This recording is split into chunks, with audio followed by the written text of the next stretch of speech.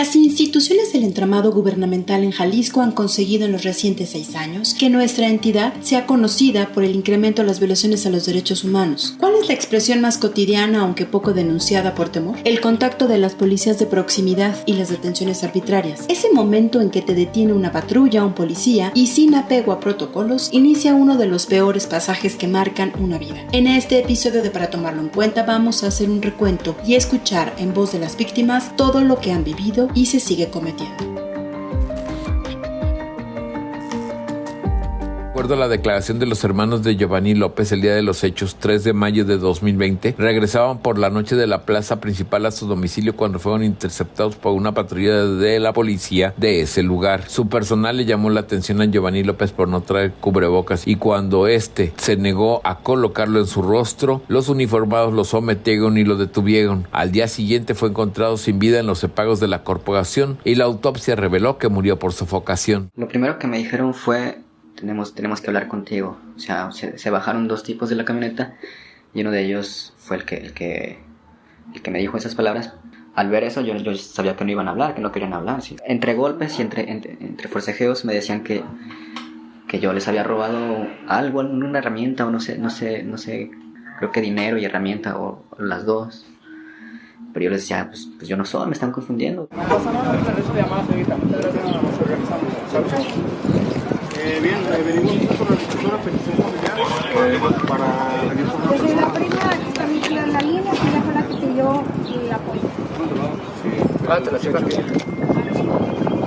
Ay, chico, instrúyate. Solo en el año 2023, la Comisión Estatal de Derechos Humanos de Jalisco, según su listado de quejas, nos permite contabilizar 64 expedientes contra autoridades de primer contacto o proximidad, es decir, por detención arbitraria, 21 por intimidación, 22 carpetas de queja por tortura, 7 que denuncian allanamiento solo por hacer un conteo veloz. El problema es que en Jalisco, incluso antes de la ejecución extrajudicial de Giovanni López en Ixtlahuacán de los Membrillos, lo que desató protestas que volvieron a terminar en represión, ya se tenían evidencias de que el aumento de desapariciones está ligada a un primer contacto o a una diligencia de las autoridades involucradas en un operativo de seguridad. Ya desde 2014, la Comisión Nacional de Derechos Humanos promovió un acto de inconstitucionalidad, la 10/2014, contra revisiones de rutina, pero el Pleno de la Suprema Corte de la Nación determinó que era constitucional que la policía realizara inspecciones de rutina a vehículos y personas, como lo señala el artículo 132, fracción 8 del Código de Procedimientos Penales. Por lo que sí, las policías de proximidad que ves en bicicletas o patrullando pueden frenarte e iniciar un procedimiento, pero sin violencia, apegándose a los derechos humanos que corresponden a la legalidad y seguridad jurídica, así como desde luego al derecho a la vida. Esto fue lo que se concluyó.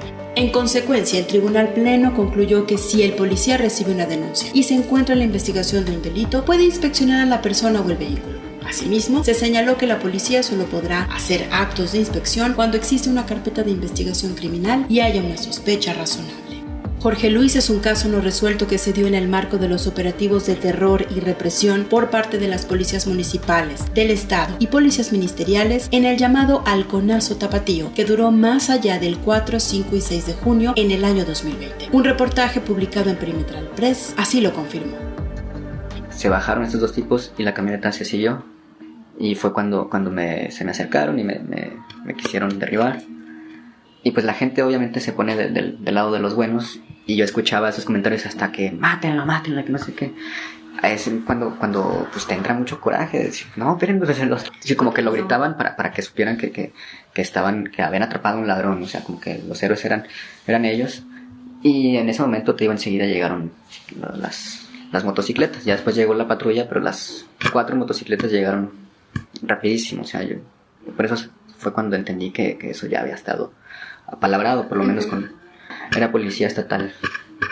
Siempre, o sea, los primeros que llegaron fueron las motocicletas y eran de la policía estatal, y después llegó la patrulla también de la policía estatal, que la patrulla ya era para llevarme a la fiscalía, pero en teoría, porque hubo un momento antes, te decía que alegaban que tenían un video en el celular, y yo les decía, a ver, enséñamelo pues, ¿no?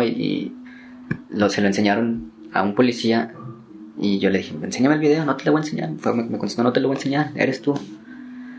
Y después se llevan a estos 2 tipos aparte, pues ahí mismo yo los alcanzaba a ver de reojo, todavía estaban ahí. pero estaban hablando con el policía, ¿no? Como pues no sé, nunca voy a saber qué se decían o qué se dijeron, pero mi percepción era de que había un diálogo mucho más familiar que el de dos acusadores con un policía. Llegó la patrulla, volteé para un lado o algo me distrajo, no sé, y de repente ya no los vi. Ya, o sea, los dejaron ir.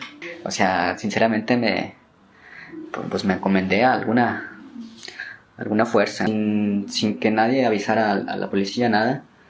Enseguida, a los 2-3 minutos llegaron 4 patrullas de la policía estatal. Eso fue lo primero que pues no en ese momento, pero ya reflexionándolo me sonó muy extraño. En principio, si existiese una razón para detenerlo, el procedimiento no era aplicar fuerza ni golpes, e incluso presentarlo de inmediato ante un juez, señalado por algún delito y con la presencia de la persona que lo denunciaba, pero nada de eso fue lo que sucedió. Pero te digo, lesiones físicas, pues nada más las magulladuras, o sea, las patadas que me metieron en el piso fueron las que me estuvieron doliendo pues, una semana, ponle tú, ¿no? Pues te digo, llegaron las 2 personas estas y lo que primero que hicieron fue como quererme derribar, ¿no? Y en ese forcejeo yo fue cuando peleé y yo tengo una teoría de que traían como una instrucción de no golpearme, porque justamente al quererme tumbar luego lo sacaron unas esposas, como para que no me defendiera o no hiciera nada, ¿no?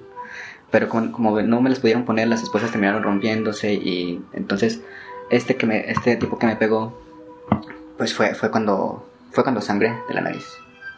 Como decir, el comandante o el policía que más o menos ahí tenía la voz mandona preguntó, ¿y esa sietiza qué?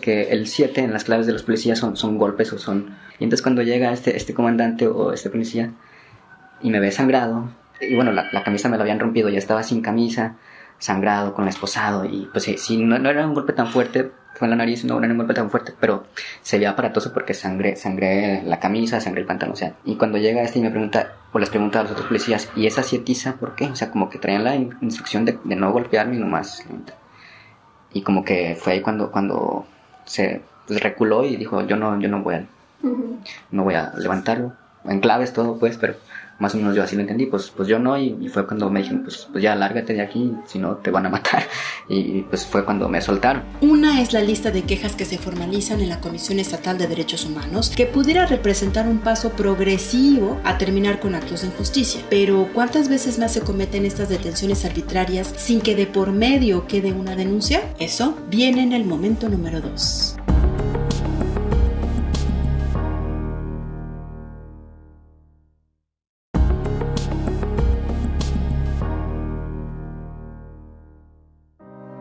La proximidad es un mecanismo de gestión policial que busca que la seguridad se construya de manera colectiva. Asimismo, es una filosofía que se debe adoptar en toda la corporación policial, la cual debe tener como prioridad a la ciudadanía y la percepción que ésta tiene de la institución. Es de principal importancia que las policías generen interacciones positivas con los ciudadanos y se genere una relación de confianza, por lo cual se pueda obtener información importante para la atención y prevención de los delitos. Es lo que dice el Secretariado Ejecutivo del Sistema Nacional de Seguridad Pública sobre las policías de proximidad. Pero en la práctica, ¿cuánto hay el manejo de estrés y la frustración entre los elementos que están por proteger, incluso cuando hay una sospecha de que estés relacionado con un delito? Seguimos avanzando para tomarlo en cuenta. El Secretariado Ejecutivo del Sistema Nacional de Seguridad Pública afirma que estas son las acciones que debe seguir un policía municipal y estatal. Que la corporación pueda recibir denuncias que detonen investigación de los delitos sin que éstas tengan que ser ratificadas ante el Ministerio Público. Capacitar a toda la policía de proximidad, llevar a cabo sectorización del territorio a manera de que el tiempo de respuesta ante una emergencia no tome más de 5 minutos, llevar a cabo reuniones con vecinos de manera frecuente, captar información que pueda servir a la inteligencia y análisis delictivo, llevar a cabo el análisis de los delitos cometidos y hacer patrullajes, evaluar el desempeño policial, identificar los problemas de seguridad que afectan a una comunidad, tener un trato justo, respetuoso y digno entre los miembros de la corporación sin solicitar cuotas de ningún tipo. Pero del papel a la actuación dista mucho que se sigan estos protocolos. Jorge Luis entendió al sobrevivir a la detención arbitraria de 2020 que ese operativo donde pudo desaparecer y morir llevaba consigo una consigna de represalia o era parte del terror de Estado que persiste en Jalisco. No sé si decirlo pues comandante, pero al menos el de más alto rango, el que iba a decidir todo, recula, no entendí. Yo supongo que fue por eso, como el hecho de verme muy golpeado, o más bien aparatosamente golpeado. Y quizás también el hecho de que no encontraron nada relacionado con las manifestaciones ni en mí, ni en mi teléfono, ni en ningún lugar. Y quizás ese fue como el hecho de que lo haya convencido de no levantar o no llevarme a la fiscalía, pues de decir, pues es que no tiene, o sea, quizás no tiene nada que ver, quizás visiblemente llenaron algunos documentos, no sé qué eran, pero sí anotaron algunos datos, anotaron mi nombre, o sea, te digo que revisaron mi cartera, mi INE, anotaron los datos de todo, pero yo no supe si era como algo para que se notara que estaban levantando algún tipo de documento, o solamente era una libreta donde pues no iba a llegar a ningún lugar, o sea, ¿no? Porque luego, te digo, después vino un policía investigador y no nos mostró ningún expediente de esos, ningún documento que registrara que me detuvieron en ese momento algunos policías. Sí, en ese momento en que el policía pues decide no llevarme, no subirme a la patrulla, uno de los que me tenían resguardado me dice, te voy a quitar las esposas y te vas a ir corriendo y no quiero que ¿cómo me dijo? No, pues me amenazó de muerte, o sea, literalmente me dijo, si te vuelven a ver te van a matar, o sea, las que supuestamente ya había robado, ¿no? Y pues en ese momento me quitó las esposas y yo pues no salí corriendo nomás por no hacerle caso, por no seguir sus palabras, pero pues justo cuando no me vieron yo corrí.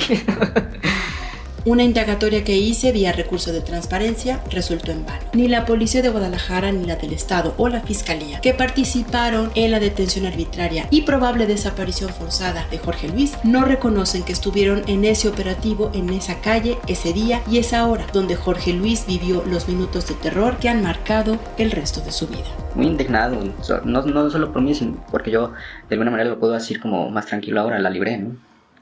Pero sé que antes de mí y después de mí iba a seguir pasando, lamentablemente muchas personas sí se las cumplen, sí concluyen con ese acto, ¿no? Y pues eso como una indignación muy fuerte de pensar que con esa facilidad se hacen las cosas y se hacen desde el poder, ¿no? Que es el mismo poder el que nos pone en peligro en vez de darnos paz y tranquilidad, que es lo que se supone que para eso están, pues, ¿no? Pues cada que escuchas las noticias, cada que ves una nueva cifra, una nueva noticia de desaparición, pues yo siento así como si me apachurraran aquí, así, hijo de su madre, ¿no? Principalmente porque yo supe que es algo que tu familia, o sea, mi familia que supo que me pasó así, pero que me vuelven a ver, pues se derribaron y luego se volvieron a caer porque me vieron ahí después, ¿no? O sea, en ese momento. Pero es un dolor muy, muy intenso el que deben de sentir. Y uno pues, piensa en ellos, piensa en las familias que lo padecen. Y pues no puedes hacer mucho en realidad. De las policías más señaladas en quejas por violaciones a los derechos humanos y específicamente realizar detenciones arbitrarias fuera del área metropolitana son Cuquío, Lagos de Moreno y Puerto Vallarta. En un video de la Comisión Estatal de Derechos Humanos por el caso de Giovanni López se anota un dato importante y es que el porcentaje de personas que desconocen sus derechos o su nivel educativo resulta bajo es la que mayormente está en vulnerabilidad de ser víctima del delito por parte de las policías.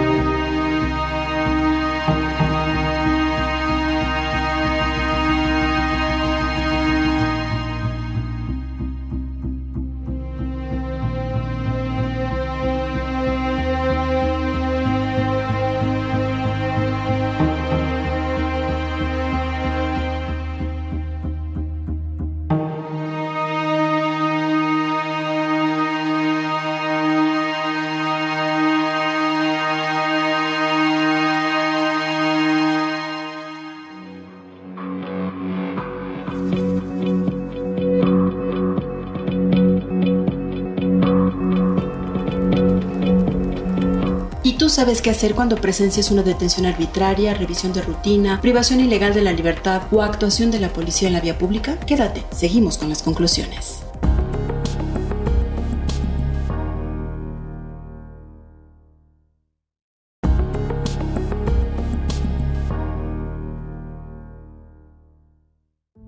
Con la creación en 2019 de la Guardia Nacional, corporación de seguridad con atribuciones de hacer patrullaje e involucrarse en asuntos de seguridad pública de manera cotidiana y no solo en operativos especiales, pasaron dos cosas. Inconformidad social por militarizar la seguridad pública de México, tomando en cuenta que un militar está entrenado para combatir y derrocar lo que sea que identifique como enemigo, y prisa por los gobiernos estatales de capacitar a su personal de seguridad y poder establecer la paz tan reclamada. A 5 años de eso y a punto de rendir las últimas cuentas del gobierno de Jalisco, ¿podemos decir que logró la meta de 2019? Estamos llegando a las no favorables conclusiones y esto tiene que ver contigo, porque se trata de dinero público. Jalisco, un año antes del caso icónico por el que emergió el llamado Halconazo Tapatío de 2020, que dicho sea de paso no tuvo involucramiento de fuerzas federales, planteó desde la Secretaría de Seguridad Ciudadana el gasto para 2020 de 77 millones de pesos cada año, pues para capacitar a un policía de nuevo ingreso se gastan 10,700 pesos y a los activos lo mismo. Y con ello se buscaba conseguir tener más policías capacitados, pero también cambiar sus condiciones salariales y por tanto la paz tan reclamada que llegara a las calles. Esto que veremos a continuación pasó en el año 2021 después del Halconazo Tapatío y las declaraciones del gobernador explicando que todo se trató de infiltración de la delincuencia organizada en la Fiscalía del Estado. En el trabajo que realizan todos y cada uno de los compañeros, el día de hoy presentamos a usted, señor gobernador, en cumplimiento y consolidación del servicio profesional de carrera policial, a 88 compañeras y compañeros, quienes ascienden a los grados superiores, que son 49 de policía tercero, 29 de policía segundo y 10 de policía primero, mismos que concursaron por primera vez de manera transparente, llevaron su documentación, realizaron todo lo que correspondía a la requisición, a la convocatoria, satisfactoriamente cumplieron con todos y cada uno de los requisitos, que son 10 años al menos de antigüedad, nombramiento definitivo, certificado único policial, bachillerato al menos, entre otras muchas cosas, como fue el comportamiento, servicios relevantes, entre otras cosas. Es el resultado que aquí tiene 88 de estos compañeros y compañeras.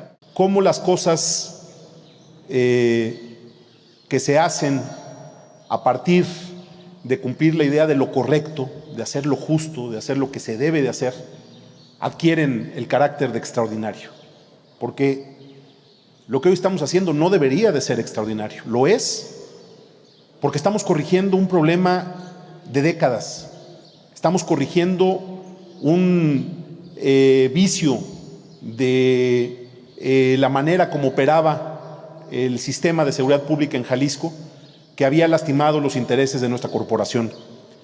Estamos haciendo, insisto, un acto de elemental justicia porque el grado que hoy se otorga es en función de sus merecimientos, de su trabajo, de su antigüedad, de sus resultados, no de su servilismo o de su cumplimiento de compromisos políticos, ni mucho menos compadrazgos o amiguismos.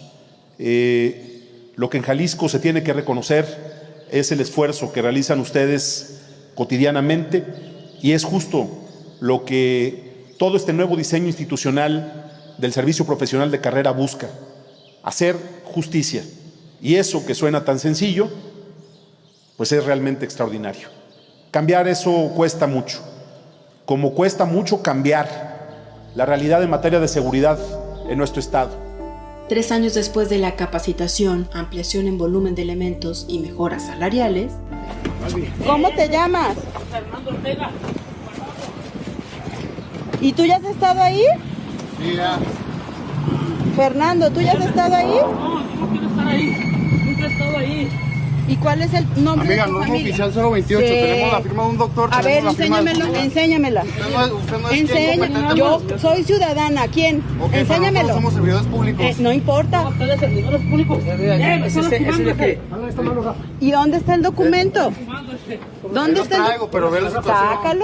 Sácalo. No tengo por qué darte. Sí, claro que sí. Ahorita que venga una patrulla, ahí sí se los doy. Lo presencié el 14 de mayo de 2024 en la calle Reforma en su cruce con el andador Pedro Loza en el centro de Guadalajara. Era la privación ilegal de la libertad por parte de un grupo de jóvenes de un centro religioso a Fernando, quien alcanzó a decirme su nombre y que no quería ir a un centro de rehabilitación para adicciones en la colonia Miravalle. Según la agrupación religiosa Dosis de Fe, la familia pidió que se lo llevaran así, a la fuerza y contra lo dispuesto por la NOM 028 para el manejo y control de las adicciones. Sí, resultó que es un modo de operación común. La escena fue filmada por más de 20 personas que eran testigos de los hechos y por el grado de violencia que se cometía hicieron una llamada al 911. Arribaron policías de Guadalajara al punto y por tratarse del centro histórico se juntaron más de 32 elementos incluidos policías estatales. Pero el primer respondiente reaccionó como alguien que en la Academia de Policía no recibió la capacitación básica y prometida por el gobernador en un marco de derechos humanos, como se anunció en 2019 conforme al dato que la propia Comisaría de Seguridad Ciudadana divulgó en redes.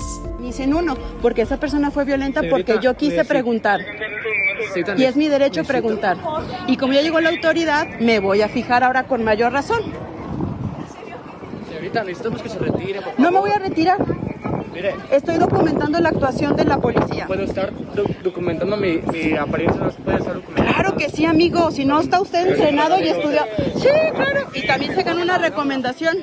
Si quieren recomendación, con todo gusto también.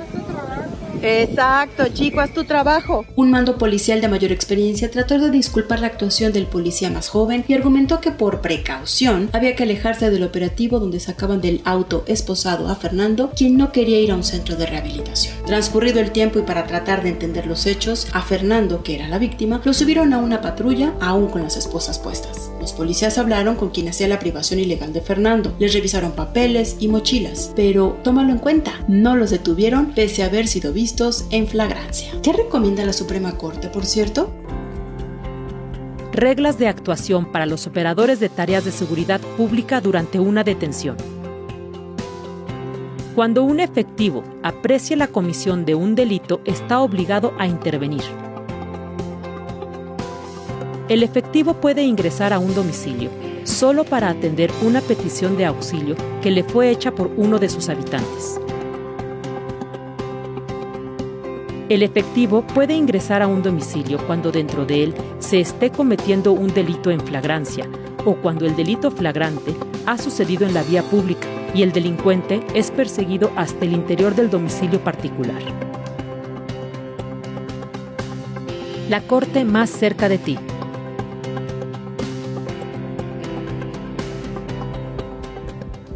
Ahí, donde había una víctima, la policía no actuó dejando la sensación de que auxiliar a quienes están en problemas no es lo suyo, sino al revés, accionar solo cuando se trata de multiplicar sus indicadores de seguridad. Lo que toca tomar en cuenta para cuando se te involucra en una detención arbitraria, con uso excesivo de la fuerza o la presencia de policía es videograbar los hechos, decirle tu nombre a alguien que esté videograbando y que llamen a alguien conocido tuyo, acercarte a una cámara de vigilancia en un comercio, no correr, pero sí gritar que quieres auxilio, memorizar las placas o número económico de la patrulla y posteriormente interponer una queja en la Comisión Estatal de Derechos Humanos, aunque tengas poca expectativa de que algo cambie.